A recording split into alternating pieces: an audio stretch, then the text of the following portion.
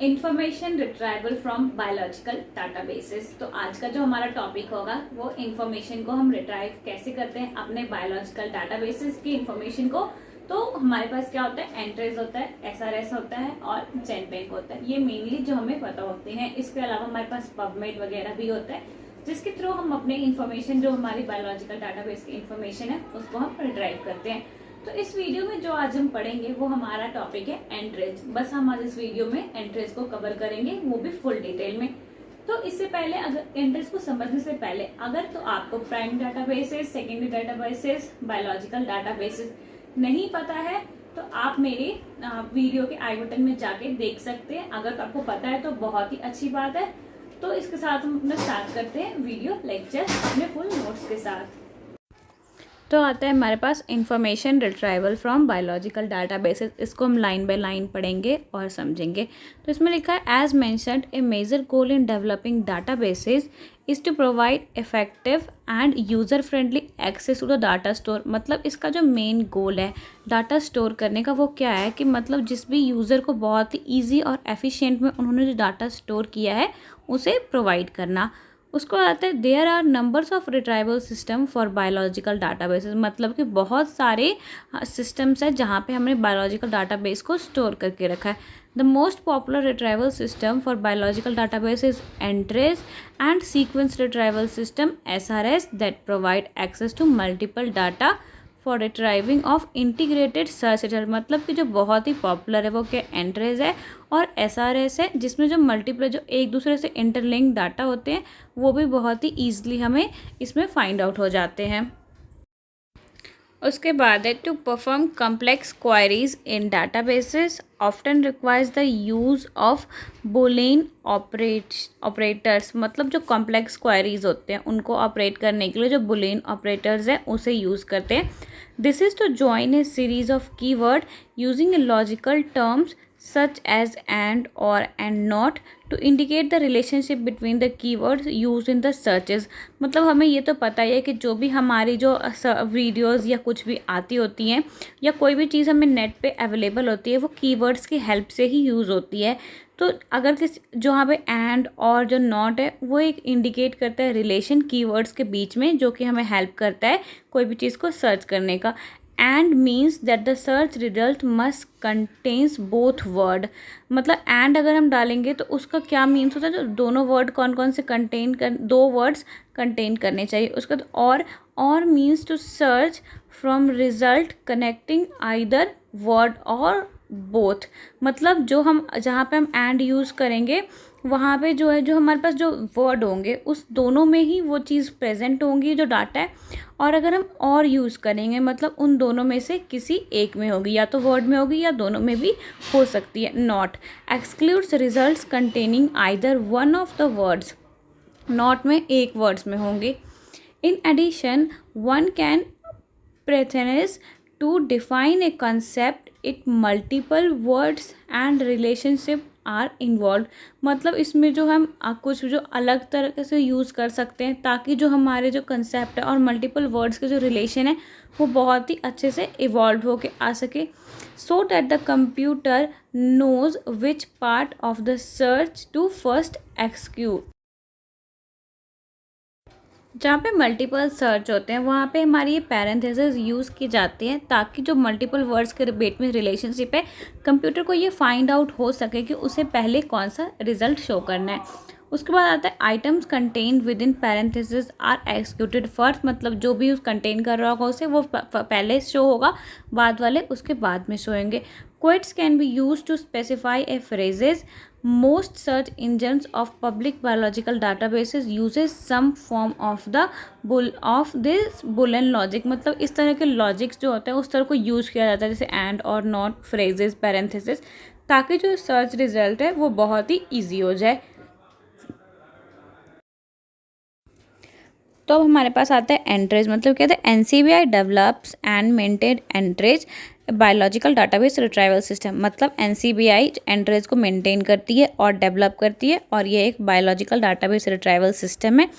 It is the great way that allows text based searches for a wide variety of data including annotated genetic sequences information, structural information, as well as citation and abstract, full papers and taxonomic databases। मतलब इन सब चीज़ों को जो text based searches है वो हमें एंट्रेज provide करती है। The key feature of Entrace is its ability to integrate information which come from cross-referencing between NCBI databases based on pre-existing and logical relationship between the individual entries. मतलब जो हम entries करते हैं और जो हमारा एंट्रीज होता है उसके पास ये एबिलिटी होता है कि जो क्रॉस रेफरेंस होते हैं बिटवीन NCBI बेसिस, जो इन्फॉर्मेशन हम डालते हैं उससे जो इंटरलिंक्ड इन्फॉर्मेशन होती है वो भी हमें बहुत ही ईजिली शो होने लग जाती है। This is highly convenient. Users do not have to visit multiple databases located in desperate places। मतलब जो यूज़र्स को बहुत ही ईजिली इसमें मल्टीपल जो डाटाबेसेस होते हैं उसको वो एक्सेस कर पाते हैं और उन्हें इधर उधर जाने की कोई ज़रूरत नहीं होती है।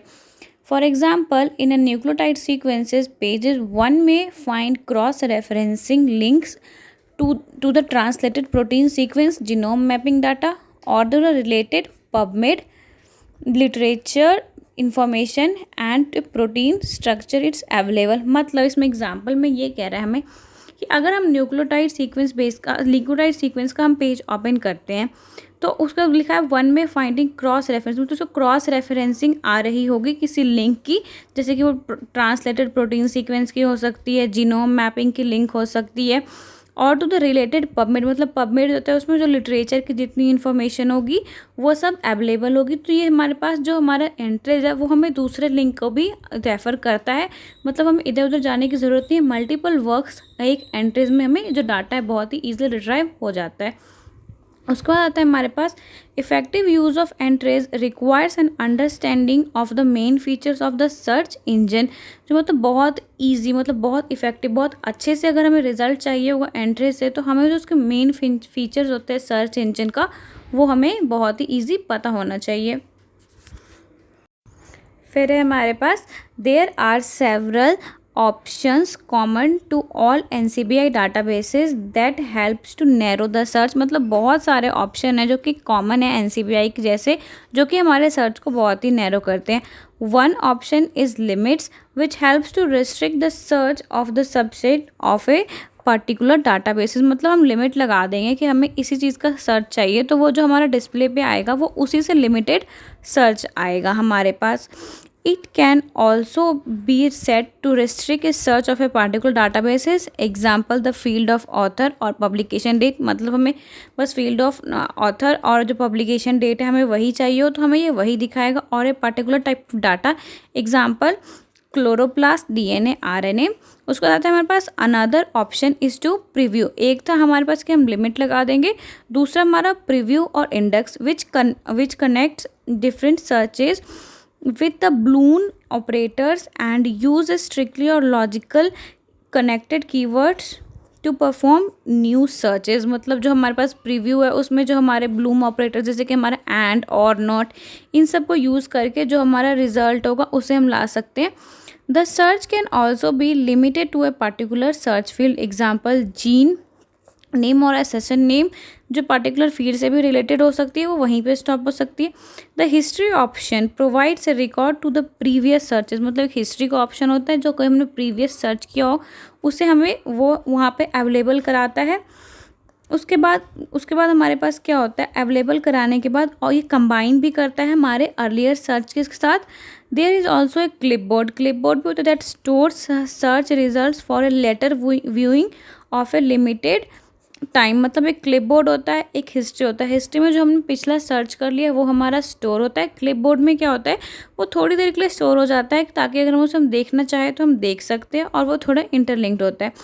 To store information in a clipboard the send to clipboard function should be use. मतलब क्लिपबोर्ड का एक ऑप्शन होता है वहाँ पे हम उसे थोड़े टाइम के लिए स्टोर कर सकते हैं।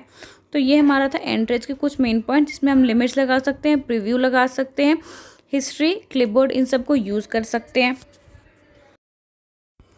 उसके बाद हमारा है one of the databases assembled from Entrez is the biomedical literature database. मतलब जो एंट्रेज से हमारे पास एक और डाटाबेस का वहाँ पे एंटर कर सकते हैं वो है हमारे पास biomedical literature databases.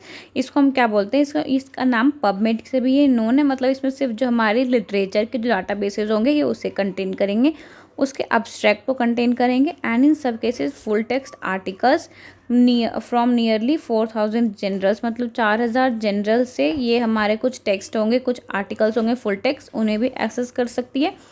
An important feature of PubMed is the retrieval of information based on medical subjects heading MESH। मतलब मेडिकल से जो भी हमारे मेडिकल सब्जेक्ट से जो भी रिलेटेड होंगे उसके MESH करके एक हेडिंग आएगी और जो हमारे सर्च होंगे उसे ये पब्लिश कर देगी। जो MESH सिस्टम है वो कंसिस्ट करती है 20,000, जो भी उसके पास 20,000 ज़्यादा कलेक्शंस होते हैं, वो भी स्टैंडर्ड वोकेबलरीज के कलेक्शंस होते हैं।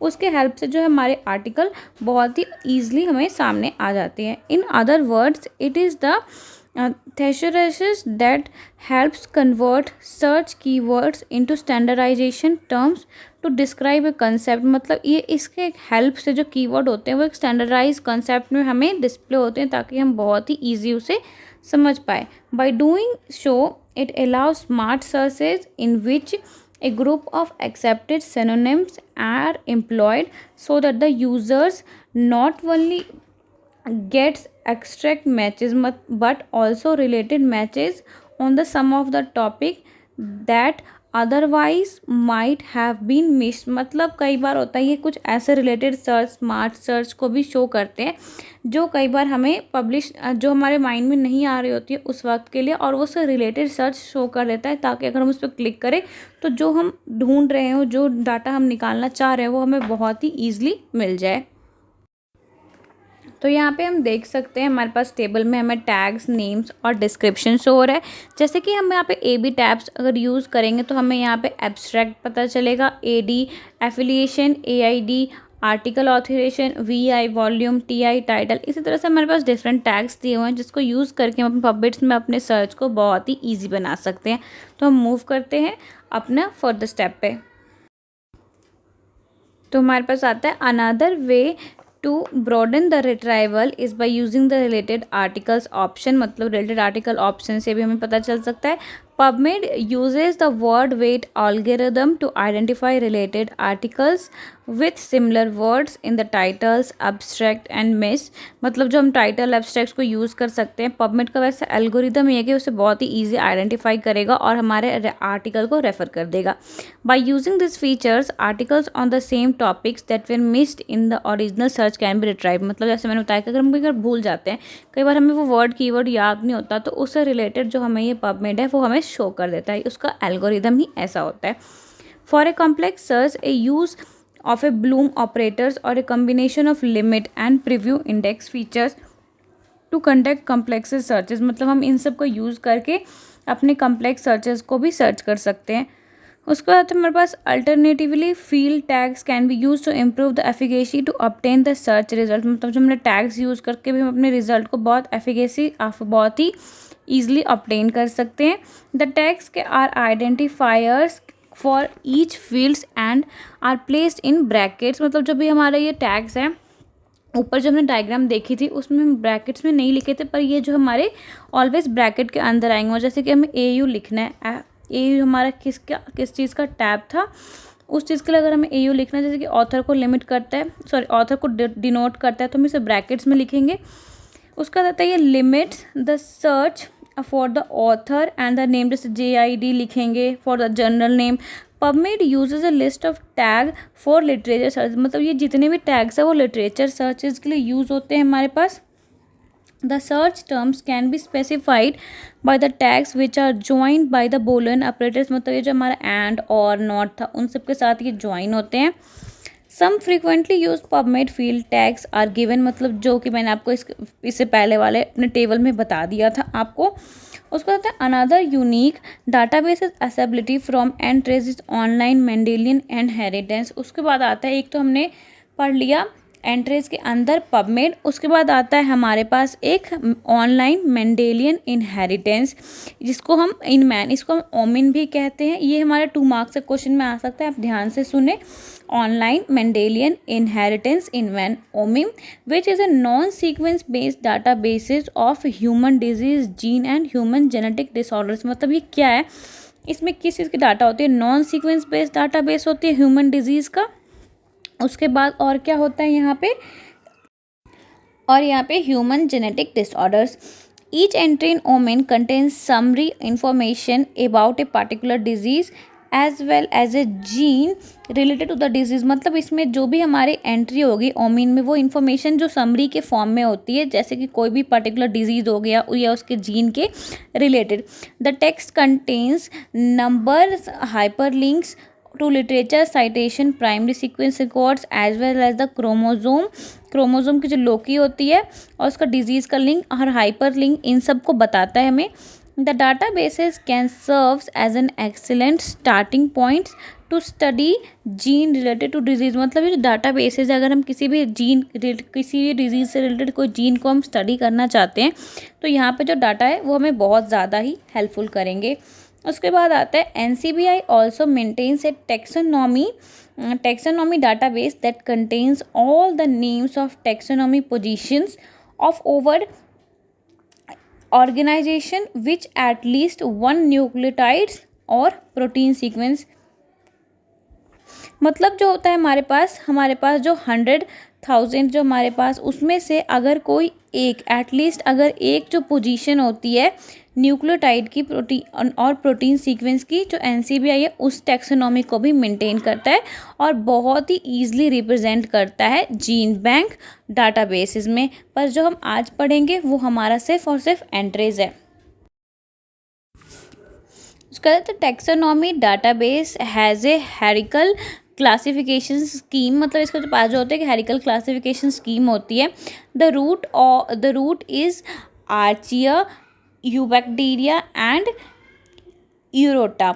इसके बाद जो होते हैं इनके जो रूट होते हैं लेवल के वो ये होते हैं। उसके बाद databases allows the taxonomy tree of a particular organism to be display. मतलब किसी भी ऑर्गेनिज्म का जो हमारे पास ट्री होता है उसको डिस्प्ले करने में हेल्प करती है। The tree is based on the molecular phylogenetic data namely A small ribosomes, RNA, DNA। इनकी हेल्प से जो हमारे पास जो ट्री होती है, हमारे फाइलोजेनेटिक ट्री, ये सब जो ट्री होती है वो बहुत ही ईजिली डिस्प्ले हो जाती है। आर्ची, यूबैक्टीरिया और यूकैरियोटा के लिए हमारे जो फाइलोजेनेटिक ट्री है वो डिस्प्ले हो जाती है। एंट्रीज हमने कंप्लीट कर लिया। आज अपना जो कि इंफॉर्मेशन है बायोलॉजिकल डाटाबेस को रिट्राइव करने का स्टोर था, जहां से हमने पूरा एंट्रीज को कंप्लीट किया। तो नेक्स्ट वीडियो में हम अपना जैन बैंक और SRS को कंप्लीट करेंगे। तो आप मुझे प्लीज एक कमेंट करके जरूर बताएं कि आपको ये वीडियो लेक्चर कैसी लगी। और तो जो नए व्यूअर्स हैं मेरे, वो प्लीज मेरे चैनल को सब्सक्राइब करें और मेरे वीडियो को लाइक भी कर दें। Thank you.